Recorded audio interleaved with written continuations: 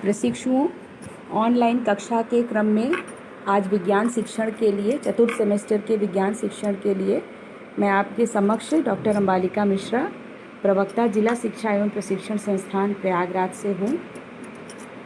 आज के प्रकरण में हम लोग पारिस्थितिकी तंत्र के घटक के बारे में अध्ययन करेंगे। जैसा कि आप सभी जानते हैं कि पारिस्थितिकी तंत्र को तो आप जान रहे होंगे कि जिसमें हमारे परिवेश में रहने वाले जो जीवधारी हैं, या चाहे वो पादप हो या जंतु हो, जंतु एवं वनस्पति दोनों का उनके वातावरण से और उनके बीच उनमें परस्पर भी जो अंतःक्रिया होती है वो क्या है, उसी को संपूर्ण रूप से या समग्र रूप से हम क्या कहते हैं, पारिस्थितिकी तंत्र कहते हैं। तो आज हमारी चर्चा का मुख्य बिंदु पारिस्थितिकी तंत्र के घटक होगा, जिसको हम आगे क्रम से देखते हैं। तो हम ये देखेंगे कि पारिस्थितिकी तंत्र में प्रमुखतः दो घटक में हम विभाजित कर सकते हैं, अजैविक घटक और जैविक घटक।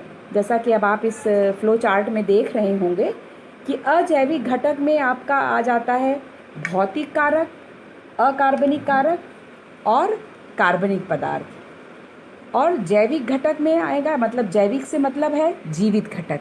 तो जीवित कौन सी चीज़ें हैं?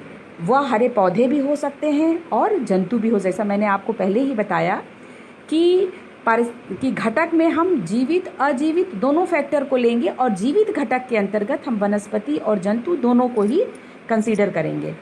तो जैविक घटक में क्या आ जाएगा? उत्पादक, जो कि हरे पौधे होते हैं, और उपभोक्ता, जिसमें जंतु आते हैं। हाँ, उपभोक्ताओं की भी कई श्रेणी है, प्रथम श्रेणी का उपभोक्ता, द्वितीय श्रेणी का उपभोक्ता और तृतीय श्रेणी का कार्निवोरस, जिसको या सर्वाहारी कहते हैं। उसके बाद आता है अपघटक जंतु, जिसमें क्या आएगा? मुख्यतः सूक्ष्म जीव।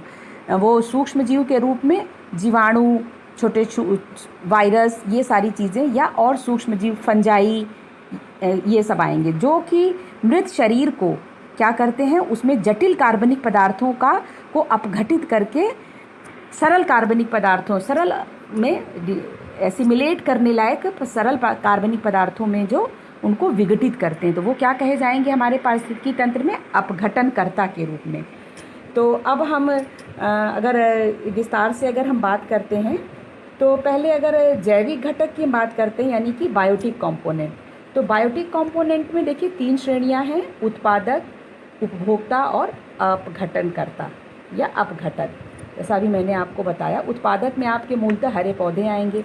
ये बहुत साधारण सी बात है, आप सभी जानते हैं कि इस पृथ्वी पर केवल हरे पौधे ही उत्पादक माने जाते हैं। क्यों? क्योंकि वही ऐसे हैं जो सौर ऊर्जा को ट्रैप कर सकते हैं। आपको मालूम है कि पृथ्वी पर ऊर्जा का आदि स्रोत क्या है? सूर्य है, और सूर्य की ऊर्जा को ग्रहण करके भोजन बनाने की क्षमता केवल हरे पौधों में होती है, क्योंकि उन हरे पौधों में क्लोरोफिल यानी कि पर्णहरिण पाया जाता है, और पर्णहरिण की उपस्थिति के कारण हरे पौधे सूर्य की ऊर्जा को ट्रैप करके और उसको भोज्य निर्माण यानी भोजन के रूप में क्या बनाते हैं? वे कार्बनिक पदार्थों का निर्माण करते हैं प्रकाश संश्लेषण की क्रिया के द्वारा। इसलिए हमारे पारितंत्र में हरे पौधे क्या कहलाए जाएंगे? उत्पादक या प्रोड्यूसर। दूसरा है उपभोक्ता। अब उपभोक्ता में देखिए जो जीव होते हैं, कुछ जीव होते हैं शाकाहारी होते हैं, कुछ मांसाहारी होते हैं, कुछ शाकाहारी मांसाहारी दोनों होते हैं, जिन्हें हम सर्वाहारी कहते हैं। तो शाकाहारी जीवों की श्रेणी में, जैसे एग्जाम्पल अगर हम किसी पारितंत्र का उदाहरण देखेंगे तो हम पाएंगे कि हरे घास है जैसे, तो हरे घास को कौन लेता है? खरगोश खा रहा है या हिरन खा रही है, तो हिरन क्या हो गई? शाकाहारी जीव हो गई, वो मांसाहार नहीं लेगी। लेकिन हिरन को शेर खा रहा है, तो शेर क्या हो गया? मांसाहारी हो गया। और इसके बाद जो सर्वाहारी जीव होता है उसमें मनुष्य आता है, जिसको हम ओमनीवोरस कहते हैं, और मांसाहारी को कार्निवोरस कहेंगे और शाकाहारी को हर्बीवोरस कहेंगे। ओमनीवोरस की श्रेणी में मानव आता है, जो शाक सब्जियों को भी खा सकता है और मांस को भी खाता है। तो इस प्रकार ये हो गए उपभोक्ता। और अपघटनकर्ता में जैसा अभी मैंने बताया आपको कि सूक्ष्म जीव होते हैं, सूक्ष्म जीवों में बैक्टीरिया, वायरसेस, ये सब फंजाई मतलब कवक, फफूंदी, ये सारी चीज़ें होती हैं जो मृत शरीरों को डिकम्पोज करने का काम करती हैं। इसके बाद हम आते हैं अजैविक घटक या एबायोटिक कंपोनेंट। देखिए एबायोटिक कंपोनेंट को भौतिक कारक पहले बताया, अकार्बनिक कारक और कार्बनिक कारक। भौतिक कारक में कौन कौन सी चीज़ें हैं जो हमारे पारितंत्र को प्रभावित करती हैं, कि किसी विशेष स्थान का तापमान क्या है। पता है आपको कि तापमान का बहुत महत्व है जीवधारियों के अनुकूलन में, जीवों के सर्वाइव करने में, उनकी फिजियोलॉजी में, चाहे वो पौधे हों या जीव हों। ताप के हिसाब से देखिए, जैसा आप देखे भी होंगे कि ठंडे शीत प्रदेशों में उनमें अलग तरह का अनुकूलन पाया जाता है, रेगिस्तानों में पाए जाने वाले जीव अलग होते हैं। तो तापमान भी क्या करता है, हमारे पारितंत्र को प्रभावित करता है। आर्द्रता यानी कि ह्यूमिडिटी, वह भी प्रभावित करती है। इन सब कारकों पर अगर आप ध्यान से विचार करेंगे तो प्रत्यक्ष या परोक्ष रूप से ये समस्त कारक हमारे पारितंत्र के घटकों को क्या करते हैं, प्रभावित करते हैं। ये अर्थात इनके और जैविक घटकों के बीच में क्या होती है, अंतः क्रिया होती है, जिसका अध्ययन हम इसमें करते हैं। प्रकाश तीसरा कारक है। देखिए, जैसा आप फ्लो चार्ट में देख रहे हैं, प्रकाश का तात्पर्य सौर ऊर्जा से है। सबसे मुख्य तो नेचुरल लाइट क्या है, हमारी सूर्य ऊर्जा ही है। उसका तो पता ही है आपका, सूर्य के प्रकाश में प्रकाश संश्लेषण की क्रिया ही बाधित हो जाएगा। तो पारितंत्र की कल्पना ही मेरे ख्याल से करना एक बिल्कुल निरर्थक होगी। पारितंत्र तो है ही नहीं बिना सौर ऊर्जा के। इसके बाद वायुमंडलीय दाब, प्रेशर का, जैसे पहाड़ों पर देखिए दाब अधिक हो जाता है, स्थलों पर कम रहता है, तो उसके हिसाब से वनस्पतियाँ एवं जंतुओं को में अपने में अनुकूलन होता है।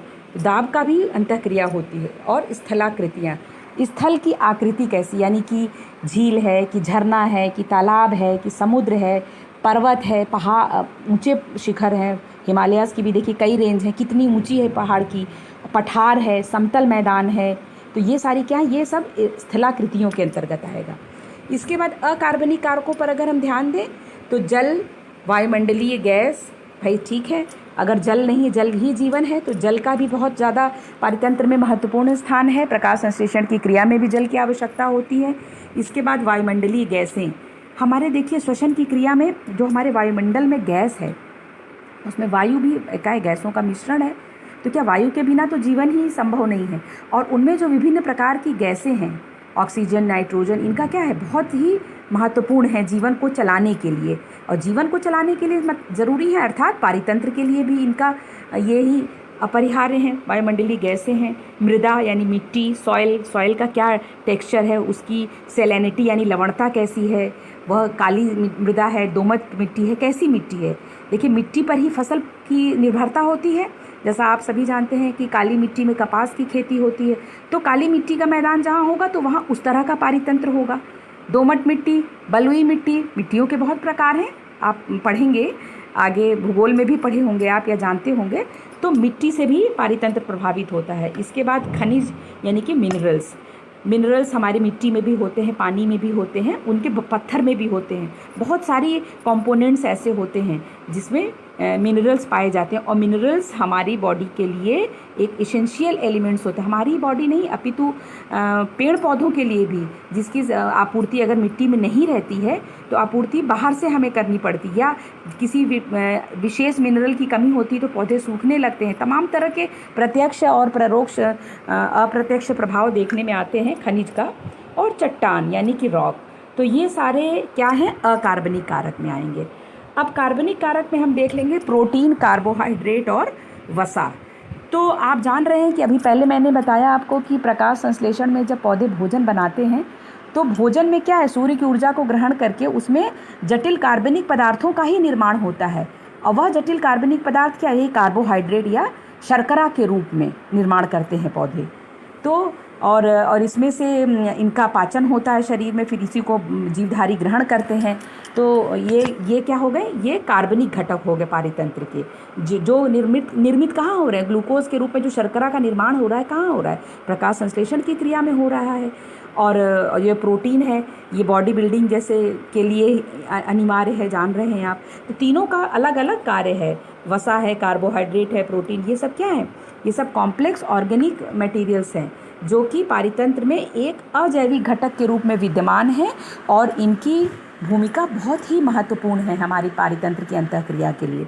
तो इस प्रकार आप समझ गए होंगे कि पारितंत्र के घटक के बारे में। इसलिए आज के इस प्रकरण में इतना ही। फिर धन्यवाद।